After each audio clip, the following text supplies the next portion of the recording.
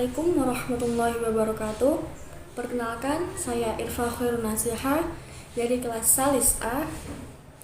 Di sini saya akan sedikit menjelaskan mengenai bab i'rab. Oke, saya di sini akan sedikit membacakan bait tentang bab i'rab. I'rabuhum taf'iru akhiril kalim takdiranal awlahul amilin ulim aqsamuhu arba'atun fatu'tabar raf'un wa nasbun wa kadza jas'un wa jar wa kullu ghairal jasmi fil asma' yaqa wa kullaha fil fi'li wa khafdun sana' wa sa'irul asma'i haitsu la shibah qurrabaha min hurufi mu'rabah wa ghairu zil asma'i mabniyun khala mudhari'in min kulli nunin qad khala. Sadaqallahu azim. Bait yang pertama dari bab i'rab yakni i'rabuhum taghyir akhiril kalim takdira al-lafdhal li'amilin ulim, yang mempunyai arti menurut ulama nahwu adalah berubahnya akhir kalimat yang berbeda, baik perubahan dalam segi takdir atau perkiraan dan lafadz atau ucapannya, yang dikarenakan adanya amil yang masuk. Untuk penjelasannya di sini, bait menjelaskan tentang definisi i'rab menurut ulama nahwu, yang dimana perubahan yang berupa harokat atau huruf di akhir kata, baik dalam segi lafadz, zahir, tampaknya, maupun dalam segi takdir atau perkiraannya, yang disebabkan adanya amil yang masuk. Dan untuk perubahannya di sini terbagi menjadi 3. Yang pertama ada perubahan dalam segi lafadz dengan harokat, yang kedua ada perubahan dalam segi lafadz dengan huruf, dan yang ketiga ada perubahan dalam segi takdirnya atau perkiraannya. Yang pertama perubahan dalam segi lafadz dengan harokat. Ada contohnya yakni seperti yang sahu Abdullah taqdida tahwiyata min kitabi, yang mempunyai arti Abdullah menyalin catatan-catatan ilmu nahwu dari kitab saya.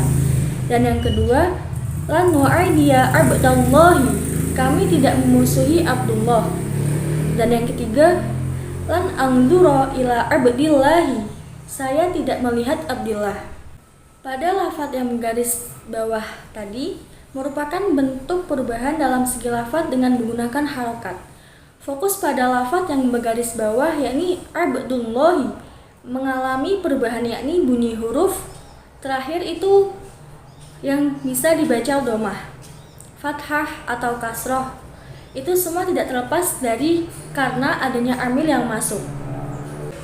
Dan maksud dari amil di sini adalah yang menyebabkan perubahan suatu kalimat atau kata, seperti lafadz abdu dibaca rafa dengan harokat dhammah yang disebabkan oleh amil yang menuntut untuk dibaca rafa, yakni karena menjadi fa'il atau subjek atau pelaku.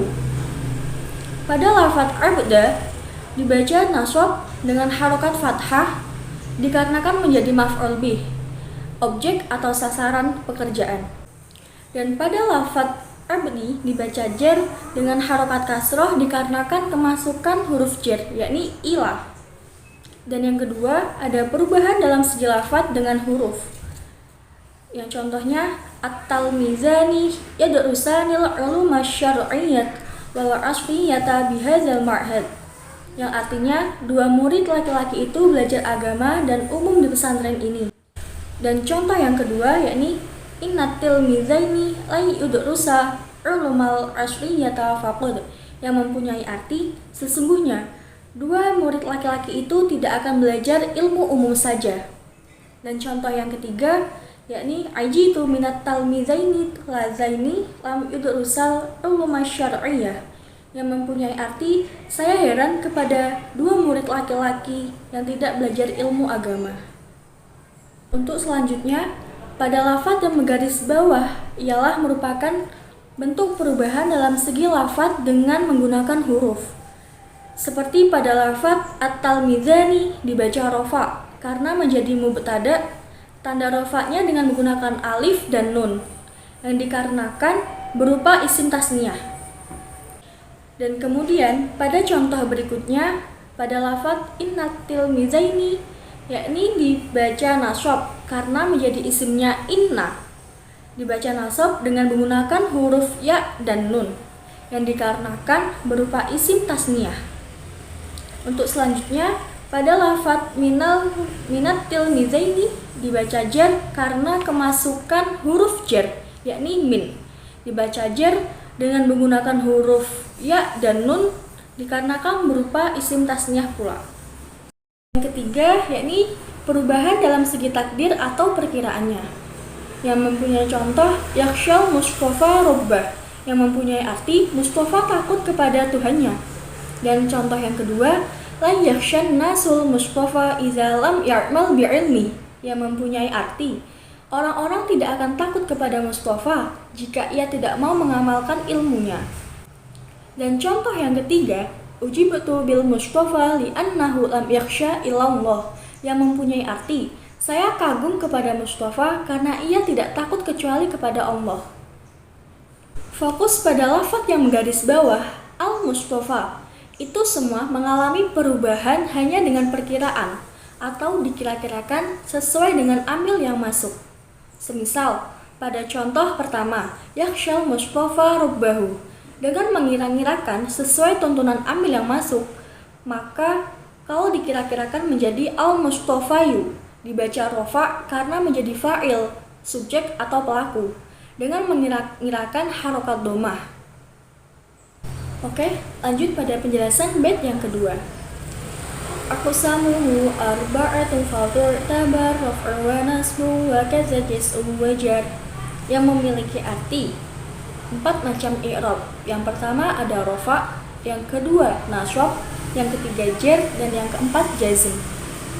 Alasan dari penamaan i'rab di atas adalah yakni dikarenakan rofa, yang dikarenakan kedua bibir naik ketika mengucapkan kalimat rofa atau domah. Dan yang kedua dinamai nasab karena tegaknya kedua bibir ketika mengucapkannya, yakni fathah. Dan yang ketiga jar karena turunnya bibir ke bawah ketika mengucapkannya atau juga kasrah. Dan yang terakhir dinamakan jazm karena putusnya harokat ketika mengucapkannya atau juga bisa disebut dengan sukun. Dan untuk penjelasan bait yang ketiga, wa kullu ghairil jazmi fil asma' yaqa wa kullaha fil fi'li wa khafdun sanar, yang mempunyai arti semua i'rab selain jazm itu bisa masuk pada kalimat isim, dan semua i'rab selain khafat atau jar itu bisa masuk pada kalimat fi'il. Dan maksud dari keempat macam i'rab tadi yang masuk pada kalimat isim yakni hanya ada 3. Yang pertama, rofa, nasab, dan jar. Contohnya, yang rofa seperti alimun Muhammadun. Yang nasab yakni inna Muhammadan alimun. Dan yang jar marartu bi Muhammadin. Sedangkan yang masuk pada kalimat fi'il juga ada 3. Yang pertama, rofa, nasab, dan jazm. Untuk contoh rofanya yakni Qura'u Muhammadul Qur'ana kulla yaumin. Dan untuk contoh yang nasab, yasurruni ayyaqra'al Qur'ana kulla yaumin. Dan untuk contoh yang jazm, lam yaqra' Muhammadunul Qur'ana fi Muhammad. Jadi, i'rab rofa dan nasab bisa masuk pada isim dan fi'il, dan disebut juga dengan i'rab mustarok atau i'rab yang selalu ada pada kalimat isim dan fi'il.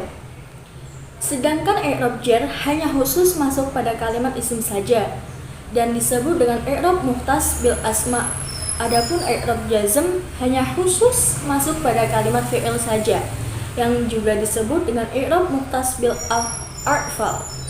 Dan untuk penjelasan bait yang keempat, dari bait wasairul asma'i haitsu la shibah qarrabaha minal hurufi mu'rabah, yang mempunyai arti semua kalimat isim sekiranya tidak ada keserupaan yang mendekatkan pada kalimat huruf itu hukumnya mu'rab. Jadi, apabila ada kalimat isim terdapat keserupaan yang kuat pada kalimat huruf, maka dihukumi mabni. Isim mabni di sini terbagi menjadi 6.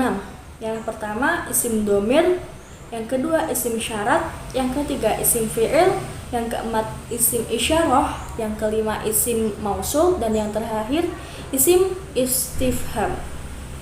Selain dari isim keenam tadi, itu hukumnya dibaca mu'rab.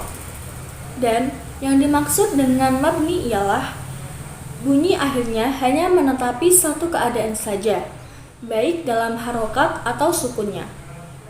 Maksudnya, jika akhir lafaz tersebut diharokati fathah, maka harus selalu difathahkan. Tidak bisa dirubah menjadi dhammah ataupun dirubah menjadi kasrah, meskipun dimasuki oleh amil yang berbeda-beda, dan begitu seterusnya. Dan penjelasan dari bait yang terakhir atau bait yang kelima dalam bab i'rab ini, wa ghairu zil asma'i mabniyun khala mudhari'il min kulli nunin qad khala, yang mempunyai arti selain kalimat isim atau kalimat huruf, kalimat fi'il itu hukumnya mabni, kecuali fi'il mudhari' yang tidak bertemu dengan nun. Yang dimaksud nun di sini yakni nun jama'in nas dan nun taukid. Untuk penjelasannya, isim itu ada yang mu'rab, yang asal, dan ada yang mabni, yang cabang dari mu'rab. Begitu juga dengan fi'il, ada yang mu'rab dan ada juga yang mabni atau yang asal. Adapun fi'il yang mabni ialah ada 3. Yang pertama fi'il madi, yang kedua fi'il amr, dan yang ketiga fi'il mudhari'. Fi'il madi contohnya seperti naswara, naswaru, naswarat, naswarta. Dan untuk contoh fi'il amr seperti iftah, iftahanna, iftahu. Dan untuk contoh fi'il mudhari' yang bertemu dengan nun taukid, sakilah atau khafifah atau nun jama' muannas seperti yadribanna, yadriban, yadribna. Sekian sedikit penjelasan mengenai bab i'rab dari saya. Semoga bermanfaat. Assalamualaikum warahmatullahi wabarakatuh.